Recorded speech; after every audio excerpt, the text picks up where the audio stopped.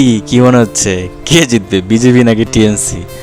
যে নিউজ শুনতেছি আশেপাশে, বিজেপি কনফার্ম 99.99% যা বোঝা যাচ্ছে যে বিজেপি জিতে যাবে। বিজেপি জিতলে আমি একটা ড্যান্স করব সবার সামনে, অনলাইনে আপলোড করব, সেটা ফেসবুক পেজে, অবশ্যই চ্যানেলে ফেসবুক পেজটা ফলো করতে পারো। তো দেখি আজকে কি বলে শফিক স্যার। চলো লেটস স্টার্ট। চ্যানেলটা সাবস্ক্রাইব করো, আমার নতুন চ্যানেল ভাইয়া। এটা অভিষেকের মতো লাগে, এই প্যাট মোটা ব্যাটারে কে এসে কি বলতেছে? বিজেপির দালাল চোর চোর, কেউ নেই। তুমি কি বিজেপি করে টিএমসি করে? চোর বলতেছে, চোর ট্যাগটা তো শুধুমাত্র টিএমসির জন্য যায়।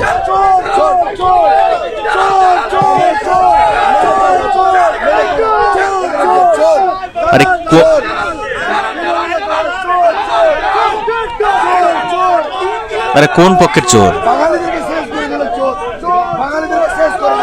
বাংলাদেশ শেষ করে দিল, টিএমসি কনফার্ম। এই চুলের কি স্টাইলে বেটার? কি রে, টিএমসি 100% চোরিত। এই যে ব্যক্তি কালো জামা, উনি সারাক্ষণই প্রায় কেন্দ্রীয় বাহিনী বা যারা অন্য রাজ্যের যারা এখানে আসেন তাদেরকে আক্রমণ করেন, বহিরাগত নানান সব কথা বলে আক্রমণ করেন। কি কেন, কি জন্য? উনি যখন আক্রান্তের শিকার হয় জায়গাতে এসছেন, তখন সেই বহিরাগত, যাদেরকে উনি বহিরাগত বলে সারাক্ষণ বলে থাকেন, কেন্দ্রীয় বাহিনীর যারা, তারাই কিন্তু ওনাকে রক্ষা করেছেন, বা তাদের শেল্টারেই ওনাকে মানে থাকতে হয়েছে। নিজেকে বাঁচানোর জন্য তাদের এই মানে ঘেরাটোপের মধ্যে থাকতে হয়েছে। যাদেরকে বহিরাগত বলে দিনরাত আক্রমণ করে চলেন, তারাই কিন্তু ওনাকে বাঁচিয়েছেন। যে বিক্ষোভ শুরু হয়েছিল চোর চোর চোর চোর বলে, চোরটা এখানে কি করছে, চোরটা এখানে কি করছে, দেখলেন বাংলা শেষ করে দিল, এরকম বলছিল, আছড়ে পড়ছিল। তো সেই সময় দেখুন ভিজে বেড়ালের মতো কিভাবে চুপ করে সেটা সেন্ট্রাল বাহিনীর ভিতরে মানে নিজেকে রেখে আবার গোপের আড়ালে একটা অসহায় হাসি বলবে, এটা এরকম। এই হচ্ছে বাস্তব। যারা সারাক্ষণ কেন্দ্রীয় বাহিনী বা অন্য রাজ্যের লোকেদেরকে দোষারোপ করে থাকেন, তারাই আবার তাদের আশ্রয় বাঁচার চেষ্টা করেন সর্বক্ষেত্রে। এইভাবে এরকমই চলে। কেন্দ্র বাহিনী তো বললাম, দেখছেন এখানে কেন্দ্র বাহিনী খুব খারাপ, তাদের সম্পর্কে কত রকমের কথা, রেপিস্ট অমক তমক করে, তারপরে কিছু হোক না হোক এফআইআর করে দাও তাদের নামে। দেখেছেন উদয়নারায়ণপুরে একটি ভোটের একজন বয়স্ক ভোটার, তিনি নিজে লুটিয়ে পড়লেন, পরিষ্কার ভিডিও দেখা যাচ্ছে। সেখানেও কেন্দ্রীয় বাহিনীর জওয়ানদের নামে থানাতে এফআইআর করা হয়েছে। আর একটা ঘটনা আমি দেখছি, ভিডিওটা সামনে এসছে, আর এক মানে কেন্দ্রীয় বাহিনীর একজনের বিরুদ্ধে দেখছি যে কি বলা হচ্ছে, একটা মেয়েকে নাকি টেনে নিয়ে চলে যাচ্ছিলেন। কেন? বাচ্চা মেয়েকে। মানে এগুলো, এই যে আসলে নেতৃত্ব সবসময় করে রেখেছেন না, কেন্দ্রীয় বাহিনীর বিরুদ্ধে বলতে হবে, ক্ষোভ উগড়াতে হবে, তাদেরকে হেনস্থা করতে হবে, তাদের নামে তোপ দাগতে হবে। এটার জেরে ওই জায়গায় যেখানে সুযোগ পাওয়া যাচ্ছে ওই রকম দেখে দেওয়ার চেষ্টা। কেন্দ্রীয় বাহিনী এসছে বলেই তাদের সুন্দর ভোটটা হলো শেষ পর্যন্ত। একদম ওনাদের সেলুট, সমস্যাটা ওনাদের জন্যই ভালো করে ভোটটা হয়েছে। সেই কেন্দ্রীয় বাহিনীর বিরুদ্ধে এই গর্গ বলে বাংলা পক্ষ, মমতার পুলিশ হইলে এতক্ষণে কজন জানি না ওনার পক্ষে কজন আছেন বাঙালি, কিন্তু উনি বাংলা পক্ষ বলে খুব করে থাকে নানান বিষয়ে। তো এখন বাঙালির কাছে উনি চোর হিসেবে মানে উপনীত হয়ে গেছেন, চোর বলছেন। জানি না কেন বাঙালি এতটা ক্ষুব্ধ হয়ে পড়ছে, সবাই কিন্তু বাঙালি। দেখুন উনি বাংলা পক্ষের, আর যারা চোর বলছেন নিশ্চয়ই তারা বাংলাতেই কথা বলছেন। শুনতে পেলেন তো, চোর তো বাংলাতেই এরকম করেই তো বলা হচ্ছে। সুতরাং তাহলে বাংলা পক্ষ উনি, আর এদিকে যারা চোর করছেন তাহলে কি পক্ষ তাহলে তারা হলেন? তাহলে বাংলা পক্ষ বলতে অ্যাকচুয়ালি পক্ষে কজন আছে, কজন আছেন, নাকি ওই বাংলা পক্ষ বলে বাংলাটা আমি তার মানে আমি যা খুশি করতে পারি আর আমারটাই সবাইকে মানতে হবে, এমন নট নেসেসারি হতে পারে না। তো উনি যেটা করেছেন অ্যাকচুয়ালি সত্যি, আমি নানান সব ভিডিও দেখেছি মাঝে মধ্যে, ওই যেটা ওখানে বলা হচ্ছে না তৃণমূল কংগ্রেসের দালালি, এই টাইপেরই লেগেছে। বাংলা পক্ষের নামে বাংলা অস্মিতাকে জাস্ট বিক্রি করা, আমি তো বলেই দিছি আগে টিএমসি ইকুয়াল চোর, তার বিনিময়ে উনি কি পান। কিন্তু মাঝে মধ্যে দেখতাম একটা নাম্বারও সোশ্যাল মিডিয়াতে থাকতো আমাদের এই মুভমেন্টের জন্যে, এই মানে কি চাঁদা দিন না টাকা দিন এরকম। সে টাকা কত উঠেছে, ওই মুভমেন্ট নামে কি মুভমেন্ট জানি না, টাকা পয়সা কতটা উঠেছে সেটাও কিন্তু প্রশ্নের। যদি সুযোগ আসে কখনো এইসবের হিসেব নেওয়াটা প্রয়োজন রয়েছে, যে বাংলা বাঙালি, বাংলা পক্ষ, বাঙালি অস্মিতা এটাকে বিক্রি করে কত টাকার এদিক সেদিক করা হয়েছে, এগুলো প্রয়োজন রয়েছে জানার। আর এই বাংলা বাঙালি করে এখানকার তৃণমূল কংগ্রেস যেভাবে এতদিন ক্ষমতায় যে আকামগুলো করছে বাংলার আর হবে না, সবাই বুঝে ফেলছে ভাই। উৎখাত হবে যা দেখতে পাচ্ছি আমরা। এবার রাম আসছে, অনেকেরই হিসেব আবারও বলছি নেওয়া কিন্তু প্রয়োজন রয়েছে। আর একটা কথা, এই যে প্রথমত আমি যেটা বলতে চাই, ভাষার নিরিখে দেশ ভাগ কেন হবে এখনো? ভাষার নিরিখে দেশ ভাগ, আমাদের দেশ তো ভাগ একবার হয়েছে, তো ধর্মের ভিত্তিতে ভাগ হয়েছে, সেখানে ভাষার কথাটা এসছিল, হয়েছে তো। তো এখন ভাষার নিরিখে আমাদের একটা দেশ যেখানে কত ভাষা, নানা ভাষা, নানা মত, নানা পরিধান আছে, তো একটা বৈচিত্র্য আছে আমাদের দেশে। কিন্তু ভাষার নিরিখে কেন এই বিভাজনের মানে বাড়তে থাকবে? আমরা বাঙালি, ওরা অন্য, আমরা বাঙালি বলে এই করছে, আমরা বাঙালি ইন্ডিয়ান, তোমরা কেন? ভাষার নিরিখে এই বিভাজনটা কেন, কিসের জন্যে? একই কথা যদি অন্য লোকেরা বলতে থাকেন, আমরা গুজরাটি, আমরা আছে মারাঠি, এই সবাই প্রাদেশিক ভাবনাতে বেশি বেশি করে জাগ্রত হয়ে ওঠেন, সবাই ইন্ডিয়ান, এটাই তো। কেউ কোথাও যেতে পারবেন না তো।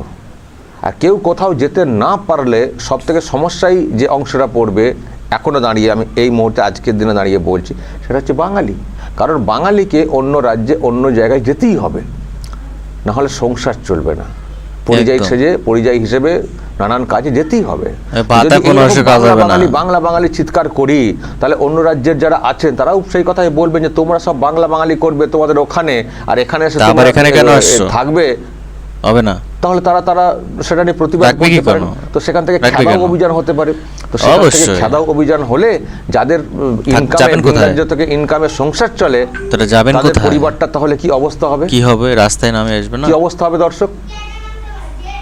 তো ফলে এইগুলো কেন করছেন? নিজের স্বার্থে করছেন। এইসব করে চলে গেলে বিজেপি হয়তো সকলকে চাকরি দিবে করছেন, কিন্তু নিজের স্বার্থে করে টোটাল বাঙালির সমাজকে একটা বিপদের মুখে ঠেলে দেওয়ার চেষ্টা হচ্ছে। এই যে বাংলায় কথা বললেই আক্রমণ, বাংলায় কথা বলে আক্রমণ বলে যেটা শুরু করেছিলেন ভোটের আগে, এটা তো খুবই একটা মানে ভিত্তিহীন ব্যাপার। দেখেছেন আপনারা, নানান সব ভিডিও আমরা প্রমাণও করে দিয়েছি। তো এতে কি হয়েছে বলুন তো? আমার সঙ্গে যাদের সব যোগাযোগ আছে, পরিযায়ী যারা ওখানে ভিন রাজ্যে আছেন, তাদের বক্তব্য একটাই, যে আমরা কিন্তু এখানে ঠিকই ছিলাম। কিছু অন্যান্য ঘটনা ঘটেছে, সেটাকে বাংলা করে এই তৃণমূল কংগ্রেস এমন করেছে, এখন আমাদেরকে লোকেরা বলে ধর তোমরা বাংলায় যাত্রা খারাপ, তোমরা ভুলভাল কথা বলো, কেন এসছো? ওই তৃণমূল কংগ্রেস বারবার এইসব লোকেরা বারবার এইসব নিয়ে বলার কারণে বাঙালিদের বিরুদ্ধে একটা ক্ষোভ আসতে বাধ্য হয়েছে। অন্য প্রদেশের মানুষের একটা খারাপ ইমপ্যাক্ট পড়ে গেছে বাঙালির পরে, এই মানসিকতার জন্য। আচ্ছা বলুন তো, ওনারা তো বলছিলেন এত বাঙালি অত্যাচার, এত লোককে করেছি, হ্যাঁ সব চলে আসুন, 32 লক্ষ লোক পরিযায়ীকে মাসে 5,000 টাকা করে দিয়েছি। তাহলে ভোটের সময় এত লাখে বলবো কি করে এলেন? তারা কোথায় ছিলেন সব বাঙালি? সব নাকি চলে এসছেন, অত্যাচারে বাঙালিরা থাকতে পারছেন না। আমরা দেখলাম সেই বিজেপি শাসিত রাজ্য গুজরাট, মধ্যপ্রদেশ, ইউপি, দিল্লি, মহারাষ্ট্র, সব জায়গা থেকে বাঙালিরা ভোট দিতে এসছেন। তাহলে এইসব বাঙালিরা থাকলেন কি করে এতদিন? আপনারা তো 4 মাস 5 মাস 6 মাস আগে থেকে বা 1 বছর আগে থেকে তো এসব শুরু করেছিলেন। তাহলে তারপরে এত বাঙালি যারা বাংলায় কথা বলেন, তাহলে থাকলেন কি করে? যদি বাংলাতে কথা বললেই মারধর দেওয়া হওয়ার ব্যাপারটা যদি থাকতো, তাহলে এত লোককে আমরা ভোটের সময় একসঙ্গে কাতারে আসতে দেখতে পেলাম কি করে? সব ক্ষমতায় থাকার জন্য এই বাঙালি অস্মিতাকে বিক্রি করা। ওনারাই বাঙালি, আর কেউ বাঙালি না। তৃণমূল কংগ্রেস করলেই বাঙালি, আর কেউ বাঙালি না। তবে বাঙালি জবাবটা দিয়েছে 4 তারিখে, মাঝেদার একটা দিন, তারপর আমরা বুঝতে পারবো। জিতবো দাদা না স্যার, জিতবো। আমি বলেছি হাতুড়ি দিয়ে পিটাবো, হাতুড়ি দেখছস, প্রধান বিরোধী অন্য দলের উদ্দেশ্যে বলবো, হাতুড়ি দিয়ে পিটাবো, হাতুড়ি বসাবেন, একটু দেখবেন, একটু ঠিকঠাক করে এজেন্ট বসাবেন। তারা যেন কোথাও বিক্রি না হয়ে যান। এদের টাকা আছে কেনার জন্যে, আর কোথাও কোথাও ভয় দেখিয়ে সিটিয়ে দেওয়া হতে পারে, ফলে ভয়ে না পিছিয়ে পড়েন বা টাকার কাছে বিক্রি না হয়ে যান। এটা কিন্তু দেখতে হবে, চোখ কিন্তু খোলা রাখতে হবে। একদম দুটো উপায় আছে, ইভিএমের রিডিং দেখে কাউন্টিং, আর একটা যে ভিভিপ্যাট যেটা প্রিন্ট আকারে একটা জায়গায় দেখলাম গাড়িতে করে নাকি ইভিএম গুলো চুরি করে নিয়ে যাইতেছে, 5-6 ঘন্টা বলে কিসের মধ্যে ছিল মমতা। বিজেপির বেশি ডেটা তৃণমূলকে দিয়ে দেওয়া, তৃণমূলের কমটা বিজেপির খাতে তুলে দেওয়া। যদি এরকম হয়, যদি সন্দেহ হয়, নিশ্চয়ই ক্যান্ডিডেট যিনি থাকবেন তিনি ভিভিপ্যাট কাউন্টিংয়ের অ্যাপিল করবেন। 1 সপ্তাহের মধ্যে এই কাজগুলো করা যাবে। ফলে মানুষ যে রায়টা দিয়েছেন, কাউন্টিংটা ঠিকঠাক করাতে হবে। কিছু প্রশ্ন আমাদের মনের মধ্যে আছে, ওই ডায়মন্ড হারবার ফলতাতে যেসব শুনলাম যে ওই করে রাখা, ব্লক করে রাখা বোতামকে, এখন ওখানে নজরে এসছে, কিন্তু আমি জানি না এই দিকেও নজর এড়িয়ে এরকম ফলস ভোট পড়েছে কিনা, দেওয়ার চেষ্টা হয়েছে কিনা, এটা মাথায় আমার ভাবাচ্ছে। তবে মানুষের যা রায়, মানুষ যেভাবে কথা বলছেন আফটার ভোটিং, তাদের বক্তব্য অনুযায়ী হাওয়া কিন্তু পরিবর্তনের, সেটা কিন্তু আমিও বলছি, আমি দেখছি এত কিছুর পরেও বলছি।